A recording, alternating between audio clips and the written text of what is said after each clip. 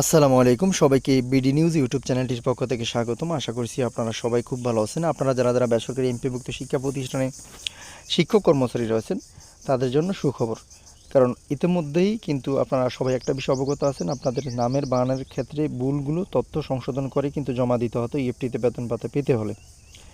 এখন কিন্তু তারা বলেছে যেহেতু এটা সংশোধনের ক্ষেত্রে অনেক সময় লেগে যায়, যার কারণে কিন্তু অনেক তথ্য সংশোধনে ছাড় দিয়েছে মন্ত্রণালয়। এবং নামের বানানোর ক্ষেত্রে ডট কমা হাইফেন কিন্তু সবার জন্য সেটা শিথিলযোগ্য, অর্থাৎ সেটা ঠিক করা লাগবে না। এছাড়াও নামের অন্যান্য বিষয় কিন্তু ছাড় দিয়েছে। পুরো ভিডিওটি দেখলে আপনি বুঝতে পারবেন।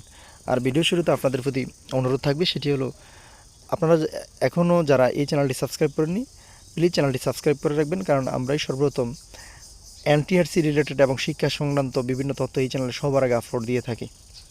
তো দেখেন এখানে যে খবরটি সেটা হচ্ছে দ্য ডেইলি ক্যাম্পাস পত্রিকার ইএফটিতে বেতন তথ্য সংশোধনে ছাড় পাবেন শিক্ষক কর্মচারীরা। দেখেন 25 ফেব্রুয়ারি 2025 কিন্তু প্রকাশিত হয়ে গেছে। বেসরকারি শিক্ষা প্রতিষ্ঠানে কর্মরত এমপিভুক্ত শিক্ষক কর্মচারীদের ইলেকট্রনিক ফান্ড ট্রান্সফার বা ইএফটির মাধ্যমে বেতন ভাতা দেওয়ার ক্ষেত্রে ভুল তথ্য সংশোধনে ছাড় দেওয়া হবে। নামের ক্ষেত্রে ডট কমা কিংবা হাইফেন আপাতত সংশোধন না করলেও চলবে বলে জানা গেছে। নামের ক্ষেত্রে হাইফেন ডট কমাও কিন্তু আপাতত সংশোধন না করলেও চলবে। মাধ্যমিক উচ্চ শিক্ষা অধিদপ্তরের মাওসি এডুকেশন ম্যানেজমেন্ট ইনফরমেশন সিস্টেম ইএমআইএসএল সূত্রে এই তথ্য জানা গেছে।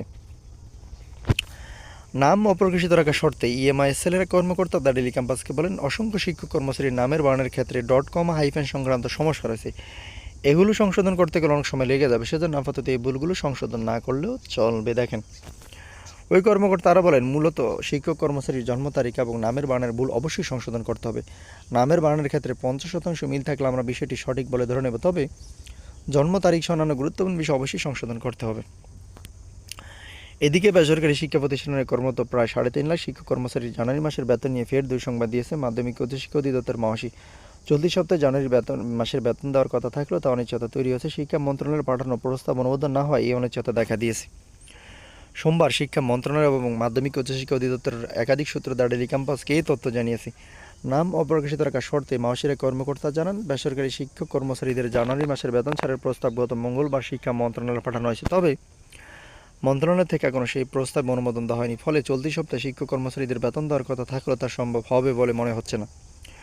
ওই কর্মকর্তা আরও বলেন, প্রথম দ্বিতীয় তৃতীয় এবং চতুর্থ ধাপ মিলিয়ে 3,49,000 শিক্ষক কর্মচারীর বেতন ছাড়ের প্রস্তাব মন্ত্রণালয়ে পাঠানো হয়েছে। প্রস্তাব অনুমোদন হওয়ার পর তা চিফ অ্যাকাউন্টস অফিসারের কার্যালয়ে পাঠানো হবে। এরপর জিও জারি হলে শিক্ষক কর্মচারীরা জানুয়ারি মাসের বেতন তুলতে পারবেন। সেই হিসেবে চলতি সপ্তাহে বেতন হওয়ার সম্ভাবনা কম। শিক্ষক কর্মচারীদের জানুয়ারি মাসের বেতনের প্রস্তাবের অনুমোদনের বিষয়ে জানতে চাইলে শিক্ষা মন্ত্রণালয়ের মাধ্যমিক উচ্চশিক্ষা বিভাগের উপসচিব বাজের লিউজাউল জান্নাত দ্য ডেইলি ক্যাম্পাসকে বলেন, জানুয়ারি মাসের বেতনের প্রস্তাব অনুমোদন দিতে আরও 2-3 দিন লাগবে। প্রস্তাব অনুমোদন কেন বিলম্ব হচ্ছে জানতে চাইলে তিনি ফোন কেটে দেন।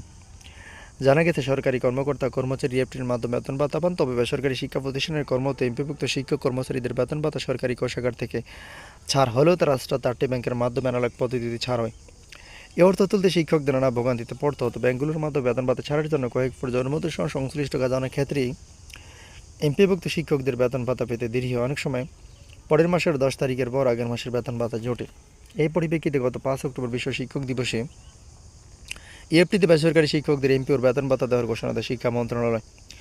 প্রাথমিক বা বেসরকারি এমপিভুক্ত স্কুল কলেজে 209 জন শিক্ষক কর্মচারীর অক্টোবর মাসের এমপি ইএফটিতে ছাড়ে। পরবর্তী সময় গত 1 জানুয়ারি 1,89,000 শিক্ষক ইএফটির মাধ্যমে বেতন ভাতা সরকারি অংশ টাকা পেয়েছেন। দ্বিতীয় দফে 67,000, তৃতীয় দফে 84,000 এবং চতুর্থ দফে 8,200 অধিক শিক্ষক কর্মচারীকে ডিসেম্বর মাসের বেতন দেওয়া হয়েছে, তবে তারা এখনও জানুয়ারি মাসের বেতন পাননি। তা আশা করি বুঝতে পেরেছেন। পরবর্তী নিউজ পেতে অবশ্যই আমাদের সাথে আপনারা সবসময় যুক্ত থাকবেন।